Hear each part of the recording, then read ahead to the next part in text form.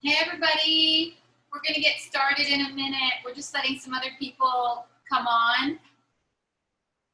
Hope everyone's good. It's 4 o'clock. It's time to pour a glass of champagne, a cocktail. It's happy hour somewhere. And we're having bourgeois rosé, which you should have too, because it's so good. Cheers. Cheers.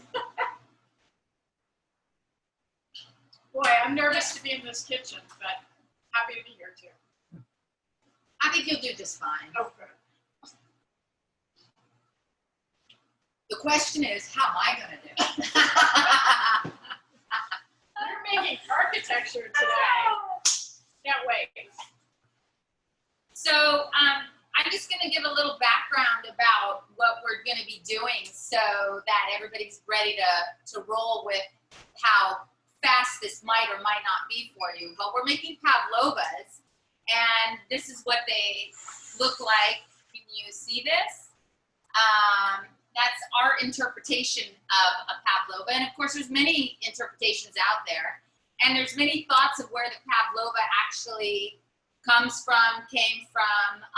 Was it the ballerina that went to Australia and New Zealand, and then now they're fighting over who actually developed the Pavlova? Or is it English? But I'm not sure I care about much of that. It's just really about what is the flavor, how's the texture of the meringue, how we build it, and we put the whole composition together so that it looks delicious and it's going to taste delicious.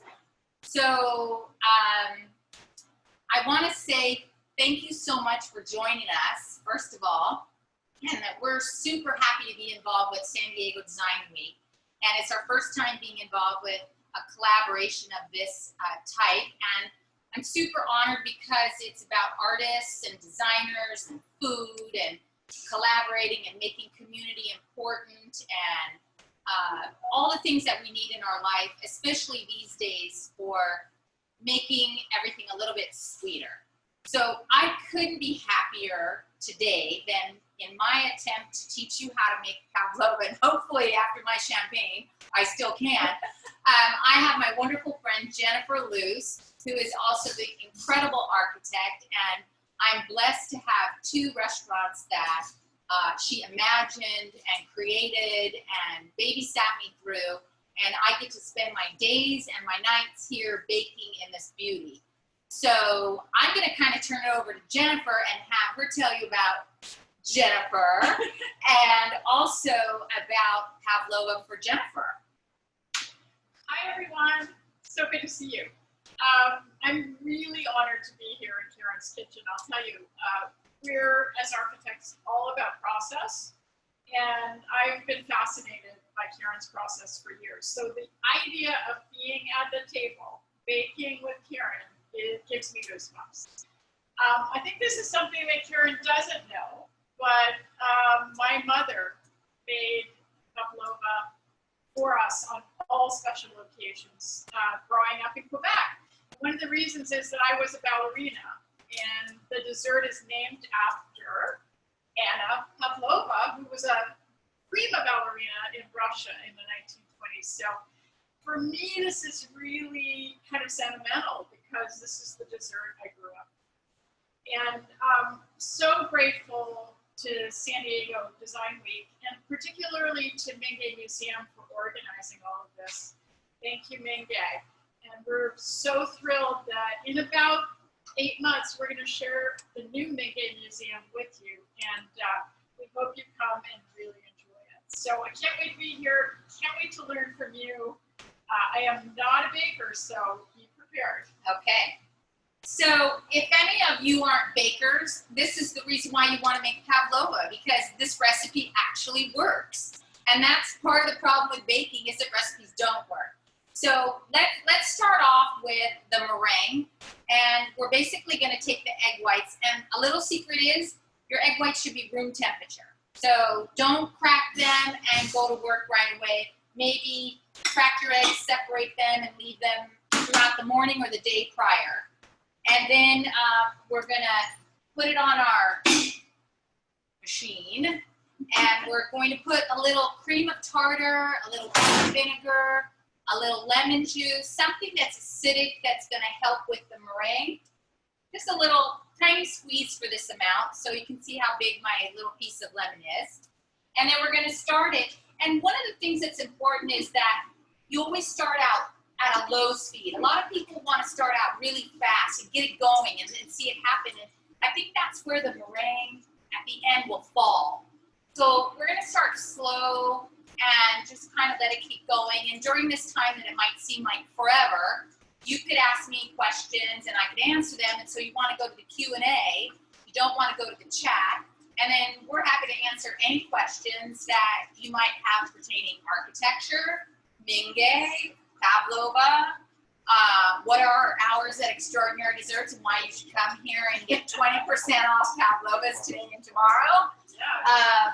So what's ever on your mind, shoot it out. So we have one question right now. Do you ever turn collapsed Pavlovas into trifles? I do a lot with collapsed Pavlovas. I actually turn collapsed Pavlovas into Eton Mess, which is an English dessert, which is crumbled meringue, whipped cream that has sugar in it, folded into it with fresh fruit, and you put it in glasses. And it's like the most incredible, easy dessert that you could have. And again, it's called Eton Mess, and it's after a little village in England called Eton. Eton Mess, M-E-S-S. M-E-S-S, because it's messy. It's super messy. You just put it in the glass and then you eat it. I love it. I love messes. Because that's about what I do in the kitchen.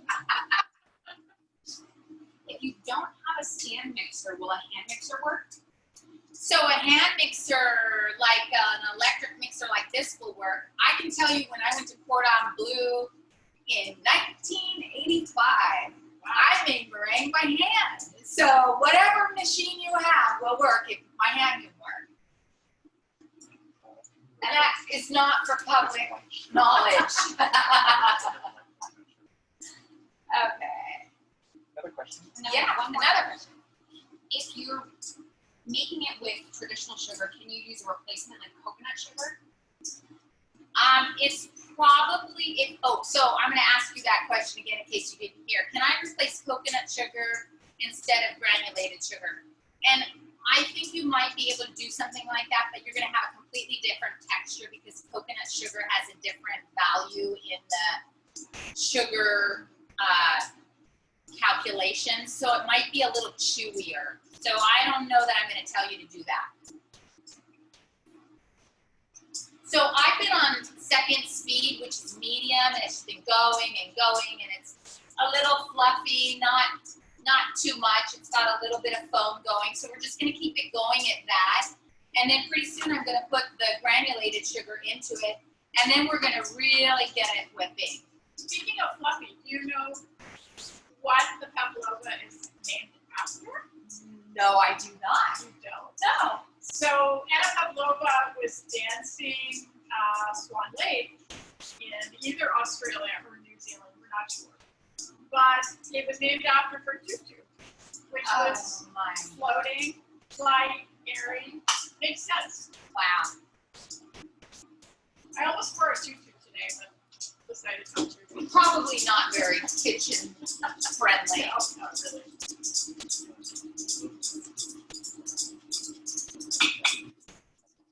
I'm adding the sugar in. I've changed the speed.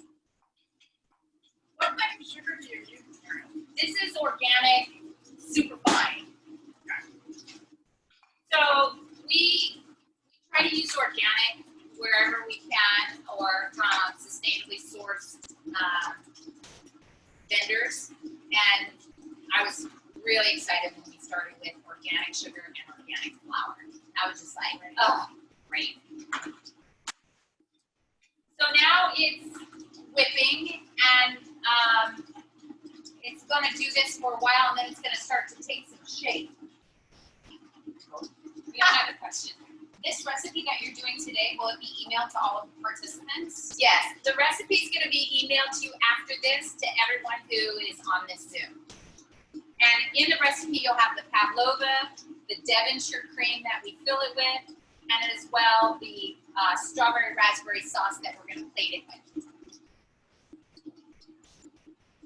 Periodically, you might see my assistant, Rocio, running through because she keeps me really on target, make sure I don't make any mistakes, or she cleans up after my mistake, or I really need her. Rocio, come here. Wave. All right, wave at the... So yes, you gotta wave. There's Rocio. Jen, we had a question for you. Yeah, sure. What has been the greatest challenge so far with the new meringue? I think, reimagining a museum in the 21st century. Never mind the fact that all of a sudden we've had to deal with quarantine and COVID and all of those things, but the idea of how do we use a museum to celebrate art, but also to celebrate community. How do we bring our community together? So there are going to be so many aspects to the museum that will inspire people to come and gather. And I think, I don't know if that's really a challenge, but it was such a joy to really think about how San Diego views the museum in so many different ways. It's really, really exciting.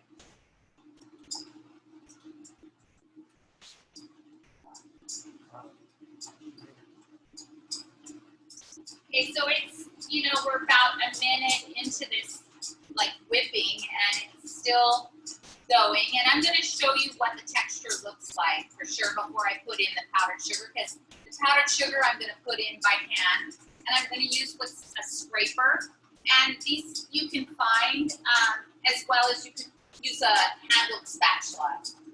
This is just really nice because your hand really is able to work with it, and in a professional bakery, it's ideal to have as much power from your arm, and with the extension on the spatula, it's not quite the same.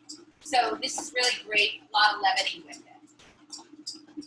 This process takes a lot of patience, I would think, to let it go to that point. Because if you don't wait, which I think is the scary thing about meringue, I think that people are really afraid of meringue because the process takes a little bit of time and it looks like it's screwing up, like in the beginning minute, because it's still kind of liquidy. And then all of a sudden you can hear this whipping around and you go, oh my God, I'm there. And I think if you wait for that, your meringue will be fail-proof. Sounds like architecture. Have to be patient. Patience. This is exciting. In so many ways. Listen, I first started making meringues in Cancun, Mexico, which is so tropical and so moist, and they would come out. Oh my gosh. So beautiful. So this is what it looks like. And I have to tell you, this recipe is from many, many years ago at a French school, and I have never changed the recipe because it really works. And we just scale it up, down, 4 times as much. And so when you get this recipe, just don't mess around, just do what it says. Oh, I'm about to make a real plum. Okay. So now I've got my meringue. Absolutely gorgeous. And that was just the sugar, a little bit of lemon, and the egg white. And now I've got my powdered sugar, which is sifted, and I'm going to put it in. And I'm going to go ahead, like I said, using this hand mixer, and I'm going to mix this all up. So this app is really like handcrafted. Totally. So amazing. We have never said extraordinary desserts, handcrafted desserts.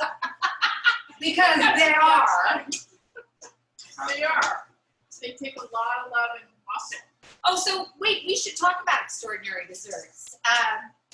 We have 2 locations. If you don't know, if you're zooming in from somewhere and you wonder who's this crazy person making Pavlovas, we are in San Diego, and we have 1 location in Little Italy and 1 location in Bankers Hill.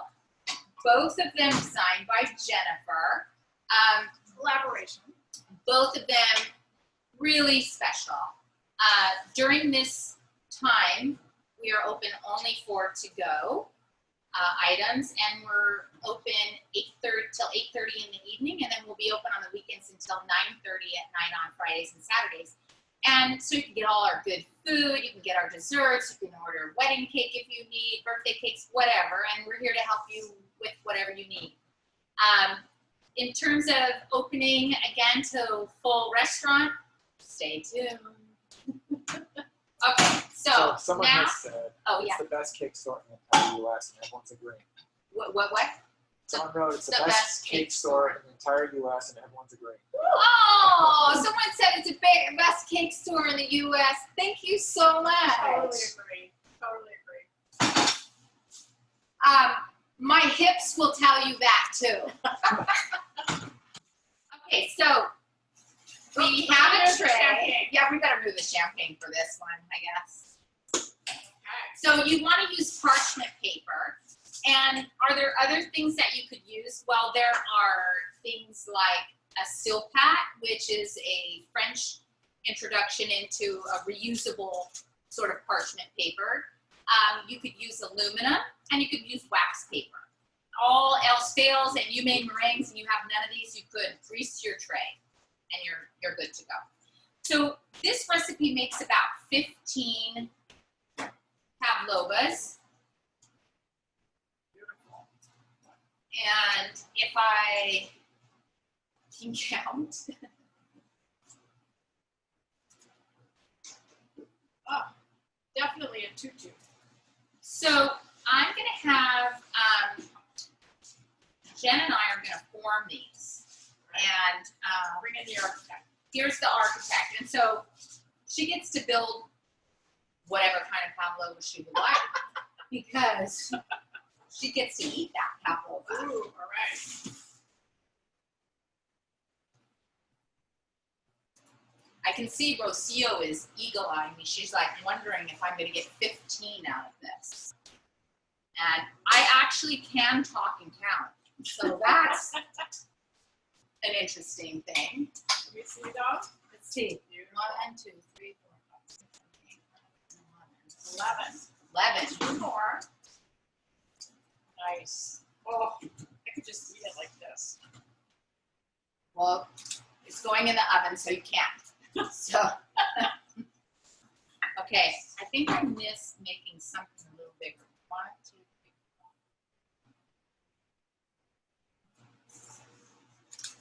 4. Who gets the licky pot? My daughter, Sahara. She always has claims to the licky pot. I think I'm shy one because I think one's too big, right? Okay. Okay. So, in the bakery, we use a scale. We don't drink champagne before making pavlovas, and we use a scale. That's great. They look great. Okay. So, I wonder if we should have Rocio. Rocio, come on in and make a pavlova with us. Come on, Ruth. Okay. So she's gonna. Why don't you come over here? We're gonna start forming these. As that fan is taking down my. Like I'm Beyonce. Okay. So you're just getting your fingers in there and sort of making a little cavity where the cream and the fruit is gonna go. And there's nothing like you have to do it this way. What you do want to make sure is that you have enough of a wall so that whatever goes in the middle here is going to be protected. My gosh, not very good. Okay, working on it. Well, you probably got to do this for about 15 years, every weekend. Jen, we have another question for you. Sure. So in the design of the new mingue, are you using any unusual products, textures, materials? Yeah, good question. So all of the materials and elements of the museum are really thoughtfully worked out to be either from craftspeople in San Diego for craftspeople we've found all over the world. And each one has a story, and each one will be a wonderful textural experience. Not so different than these incredible desserts that we know to be both beautiful and textural to our taste. So I think meringue will be a real story about craft and design that is really enriched by craft. So I'm really excited about it. Thanks for that question. So we've got them pretty much how they're going to be. And we're going to put them in the oven now, and they go in at about 250 for 50 minutes, an hour. You want them to be a little bit moist inside and crunchy on the outside, and we'll show you what that looks like.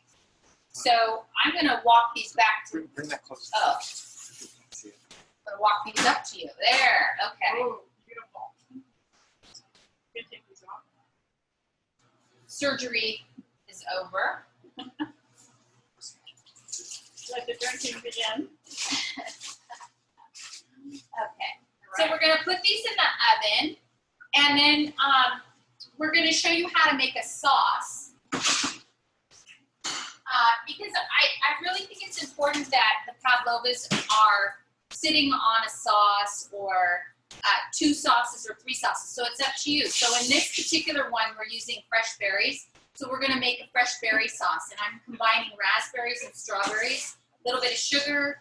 That's it. And you could do it with boysenberries, blueberries, mango, whatever you want to use as your sauce if you change the fruits to go with it.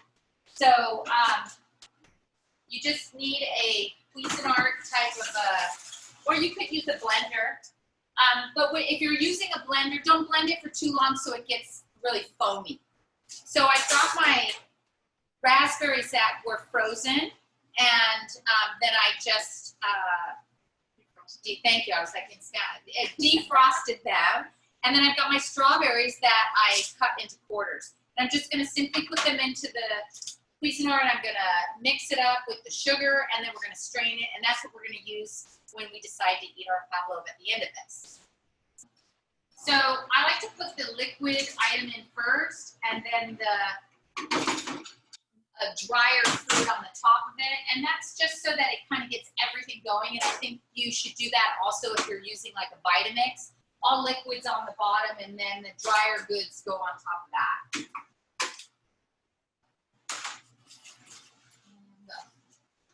Is there any advantage to the commercial unit? Just we use a commercial so much and such big quantities. So.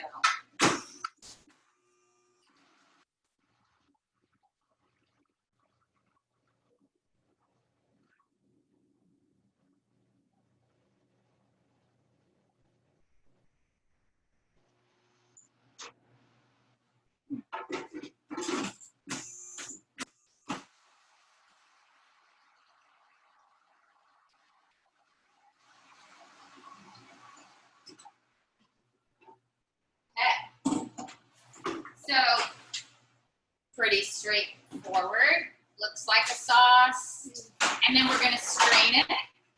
And, okay, here. Have to be useful. Yeah, that's great. Okay, so then just kind of stomp on the fruit like you're making wine. Okay, there you go. Yeah. And eventually, Oh, this is great.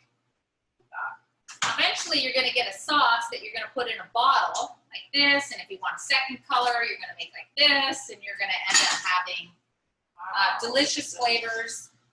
And we're going to give this to Rocio, okay, so that we can do the next fun part of this. We had another question, Karen. Yeah. So when you were making the Pavlovas, do you want there to be a little bit of a hole in the middle so that you can put?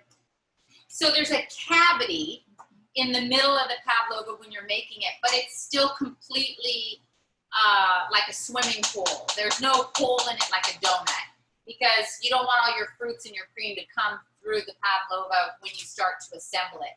So you're just sort of poking at the meringue and making like a cavity. It's like a nest, right? Yeah, a nest is perfect. So we are now going to take a finished meringue and we're going to fill it with the Devonshire cream and the fruits and design it similar to this, but again, it gets to be whatever you want to do with it. So it doesn't have to be exactly like this. What makes Devonshire cream Devonshire?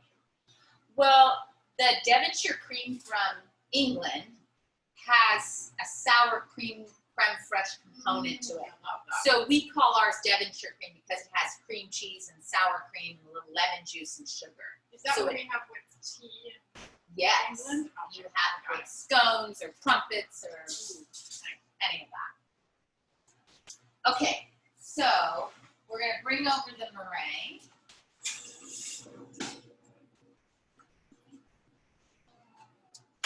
Such a good job. Didn't we? Oh, Wow. they're beautiful. Isn't it funny how time flies?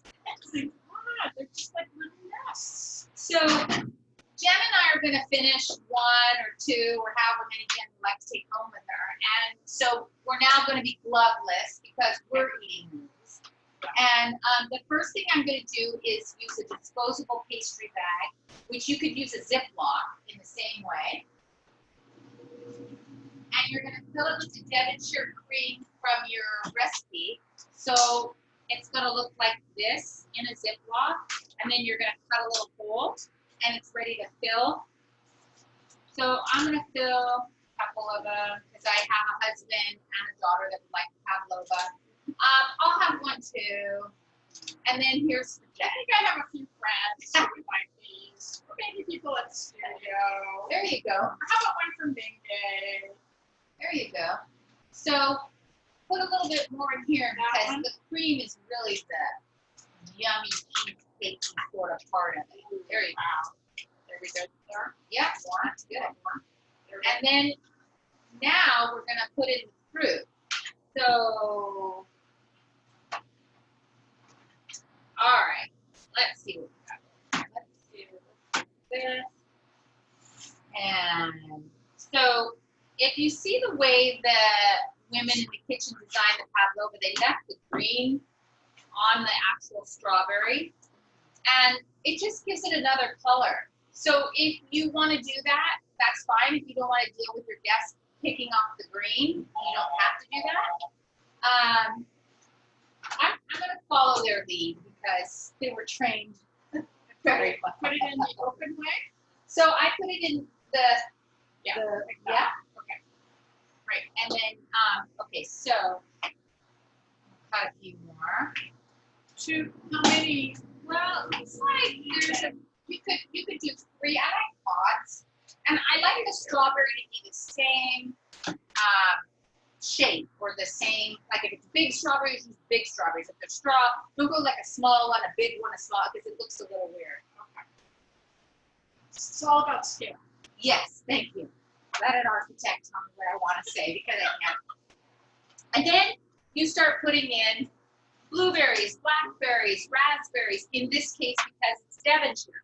But let's say you have a lemon curd or a passion fruit curd, then you want to use more tropical fruits. And if you need a recipe for lemon curd or passion fruit curd, you might want to have the extraordinary cakes book. Oh, absolutely. Okay, so, sorry. I'll stop. Okay, so I'm now adding in my berries. And you just sort of play with it. Okay, I'm getting pre-per. Beautiful. I think I screwed you up. Three. There we go. I think we got 3 in here. Here's another question Yeah. for you. What do we do with all of the egg yolks? Since you have all of the egg whites for the pavlovas, what do we make with the additional egg yolks? Well, you could make, why did I just blank on what you could make? Oh my God, creme brulee. Oh, You could make creme brulee, you could make ice cream. You could make a tart dough, it's a Linzer, you could Google this. Linzer tart dough, and it used hard-boiled egg yolks, not the whites. So, how are you going to get those to be hard-boiled? Forget it! You could make egg salad and just have more yolks in it. No, because those have to be hard-boiled too. All right, creme brulee or ice cream? Can you freeze the Pavlovas? No. So Pavlovas don't like moisture, and I don't think freezing meringues would do well in a freezer. You could let me know otherwise, though.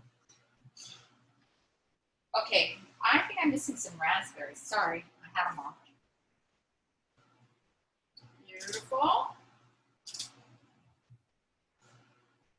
Yeah, I need some blackberries. Gorgeous. Oops. Anna would be proud. Ah, that's good. Wherever she's from or wherever it came from. Or okay.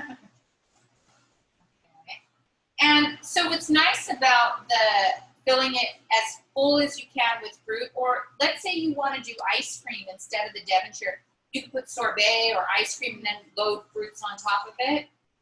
But the most important thing is that, you know, you have this really hard shell. And so if you're going to serve this to someone, you definitely want to put it in a pool of sauce so it doesn't go flying off the plate. It's not the ideal dessert to be handheld, even if you do it in really tiny, you can do really tiny ones. But because we're going to put powdered sugar on it, most people don't want to get powdered sugar all over them. So I think the easiest thing is to, you'll see how we sauce the plate, and then you put the meringue in it, and you leave it in the sauce maybe for about 5 minutes before serving your guests. And what happens is the meringue and the sugar starts to dissolve into the sauce, and you get this really lovely, messy, easy to eat kind of dessert. Okay, so we're going to put the powdered sugar. We have a little secret. We have a couple secrets, but we use a tea strainer, and we put the powdered sugar in here, and you get a really fine sift over your berries. Beautiful. And it really changes the look. I wonder how you did that. Yeah. There you go. Now, I also like to put a little bit of extra sugar on here because I think that you have all this fruit, and you have this sweet meringue, then you have the tart Devonshire cream, then you have the fruit, which is between tart and sweet. And I think you need the next layer of sweet to bring it all together. So I put strained raspberry jam, and you could use blackberry jam, whatever that's a berry that would relate to this. And if it was a tropical, you would want to use something tropical. And I just put a little bit on the berries, and I think that marries the flavor of the super sweet at the bottom, and it brings it back to the top, which I think then makes the whole dessert rounded out. And so we just put the jam on it. So it's a little sloppy, however you want it. And then we're going to take the plates and we're going to put some sauce on them, and then we'll finish the pavlova with whipped cream and gold leaf and fresh flower petals. And so you go out in your garden and you pick whatever you have growing, and you make sure you have gold leaf that's edible, not artist gold, because it's not the same. You cannot eat it. They have a little gold leaf on hand. You whipped your cream, and again, there's recipes for whipped cream with sugar in it. And that's not Devonshire. This is not Devonshire. Devonshire was what we piped in here. Got it. So, as I was saying, you take the sauce, and it's kind of a good amount, and then you swirl it. Can't wait to do that. And here you go, because I want you to do your own. Woo! Okay, and then you're going to take one of your Pavlovas, put it in the sauce. Okay.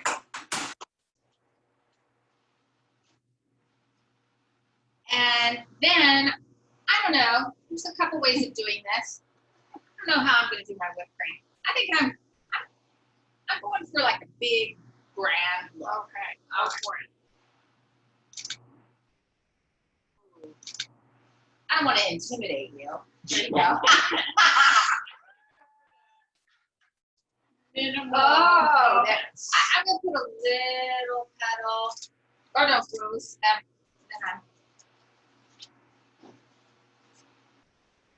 Jen, we had another question for you. Sure. Has the culinary arts inspired any of the designs that you've done for anything that you like with extraordinary desserts or the meringue?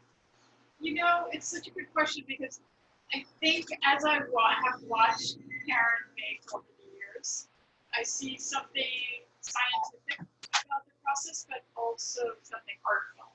So this idea of merging the two together to make something beautiful, delicious, I can see that feeling coming out in many of the designs. And we hope that people who come to meringue see it as something very beautifully crafted, but very calculated in terms of connection and the idea that we want to experience all of these delicious ingredients. So the idea that baking is really about these layers of ingredients, and I'm learning this today, is definitely what architecture is doing. Wow, look at you. Okay, wait a minute. I'm gonna put flour on. Yeah, it's whatever. Sometimes it's fun to just use herbs. Whatever. That's how fancy you want it. But you can see it elevates, it just takes it to a whole other level. With the gold leaf, these packages can be pretty expensive, but you can use them in a glass of champagne. It looks really wonderful floating in it. You can take a little bit of sauce on your plate and do a little touch there. Completely edible. Just really making an elegant plated dessert. As opposed to mine. No. Which is not elegant. Okay, I'm trying. Okay, so here's your gold leaf. And so I'll peel it back and then you just get a little, get a little on your finger and then, well, it won't crumble. Okay. So let's go like this and hit your rose petal. Oh, and then it'll stick. Okay. So you need a little sticky. Got it. I need some work. Well, let's put a little. There, that looks good. All right, I have more and more appreciation for this woman from trying to do it the way she does it. Let's just say I'm not going to be able to build a building.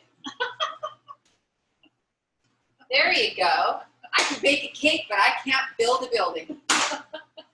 So I think that brings us to a closure, unless there's any questions for us. But this is architecture of Pavlova, and it's pretty easy, and I think you could do it. And if you have any questions, send them our way now. Oh, and then we're going back to drinking because it's 5 o'clock somewhere. Here. Okay, are you ready to? Can everyone come and get their Pavlova? Oh, yeah. So we have Pavlovas today and tomorrow. Just say that you were at San Diego Design Week on Zoom or wherever you were, and they're 20% off. So you just got to come in store. You can get 1, you can get 10, whatever you'd like. Where am I located? I'm trying to read. People are telling me what to say. Available today and tomorrow. I said today and tomorrow. That's my husband who doesn't listen to me, so he missed that. Union Street at Beach. Oh yeah, so we're at 1430 Union Street in Little Italy, and that's between Ash and Beach, and then we're in Bankers Hill at 2870 4th Avenue, and we're between Palm and Quince. So thanks again for joining us. We really appreciate it. And again, if you have anything for questions or comments, just send it our way. Cheers to San Diego Design Week. Yeah, cheers. Cheers to collaborating with Yes. great women designers. Go women.